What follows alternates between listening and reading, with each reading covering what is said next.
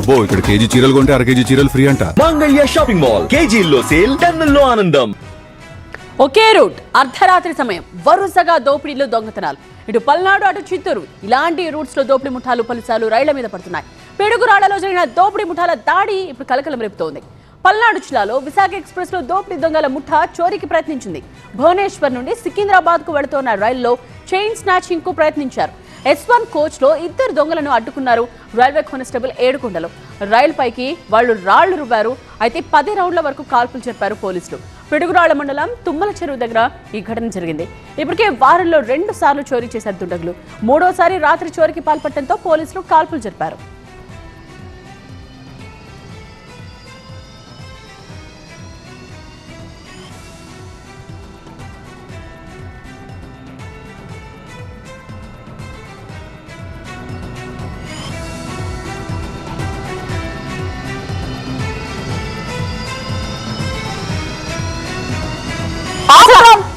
ఆ ప్రాంతంలోనే దోపిడీ దొంగతనాలు ఎందుకు జరుగుతున్నాయి? ఆ ప్లేస్ కి ఆ టైం కి ఉన్న లింక్ ఏంటి? మా స్పెషల్ కరెస్పాండెంట్ నాగరాజ్ అందిస్తారు.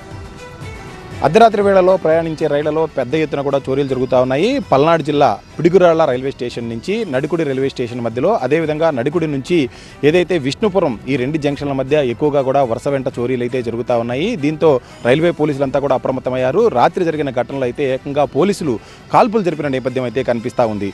దుండగులైతే మాత్రం ఇద్దరు దుండగులు విశాఖ నుంచి విశాఖ ఎక్స్ప్రెస్లో S1 కోచ్లో కూడా చోరీకి ప్రయత్నం చేశారు. ఈ ప్రయత్నం చేసే క్రమంలోనే ఏడుకొండలు అనే కానిస్టేబుల్ కూడా అడ్డుకోవడం జరిగింది. అడ్డుకున్న నేపథ్యంలో వెంటనే దుండగులు రైలు దిగి బోగిల మీదకైతే రాళ్లు రువ్వారు. ఈ నేపథ్యంలోనే ఏడుకొండలతో పాటు మరికొంతమంది సిబ్బంది అప్రమత్తమయ్యి ఒక్కసారిగా కూడా వాటన్నిటి దుండగుల మీద కాల్పులు జరిపారు. కాల్పులు జరిపిన నేపథ్యంలో దుండగులు అక్కడి నుంచి పారిపోయారు. అయితే వరుసగా మూడోసారి ఈ చోరీ యత్నం అయితే జరిగింది. ఇదే ట్రాక్లో మనం ఏదైతే ప్రస్తుతం చూస్తున్నామో ఇదే ట్రాక్లో ఈ వారం రోజుల్లో మూడోసారి చోరీ యత్నం అయితే దుండగులు చేశారు. ఈ క్రమంలోనే రైల్వే పోలీసులు అప్రమత్తమై కాల్పులు జరపడం కలకలం రేపింది.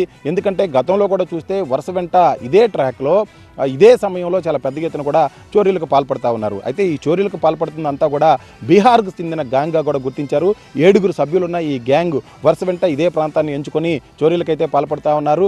దీంతో పోలీసులు అయితే మాత్రం వాళ్ళని కట్టడి చేసేందుకు, వాళ్ళని పట్టుకునేందుకు అనేక ప్రయత్నాలు చేసినా కానీ విఫలమయ్యారు. ఈ నేపథ్యంలోనే రాత్రి జరిగిన ఘటనలో అప్రమత్తంగా ఉన్న పోలీసులు కాల్పులు అయితే జరపడం జరిగింది. కానీ దుండగులు మాత్రం అక్కడి నుంచి పారిపోయారు. రానున్న రోజుల్లో చాలా పెద్ద ఎత్తున ఈ రైల్వేలలో భద్రత పెంచేందుకు భాగంగా అర్ధరాత్రి వేళలో ముఖ్యంగా ఏదైతే 12 నుంచి తెల్లవారుజామున 4-5 గంటల వరకు ప్రయాణించే అన్ని రైళ్లలో కూడా సిబ్బందిని అయితే పెంచారు. ఈ డివిజన్లో ముఖ్యంగా గుంటూరు డివిజన్లో గుంటూరు నుంచి సికింద్రాబాద్ వెళ్లే ఈ మార్గంలోనే ఎక్కువగా చోరీలు జరుగుతున్నాయి. కాబట్టి వాటన్నిటిని అరికట్టేందుకు రైల్వే పోలీసు, అదేగా GRPF పోలీసులు కూడా కలిసికట్టుగా ప్రయత్నాలు అయితే చేస్తున్నారు. కాబట్టి ప్రయాణికులంతా కూడా క్షేమంగానే ప్రయాణించవచ్చు అని చెప్పి రైల్వే పోలీసులు చెప్తున్న నేపథ్యం మనకి ఇక్కడ కనిపిస్తూ ఉంది.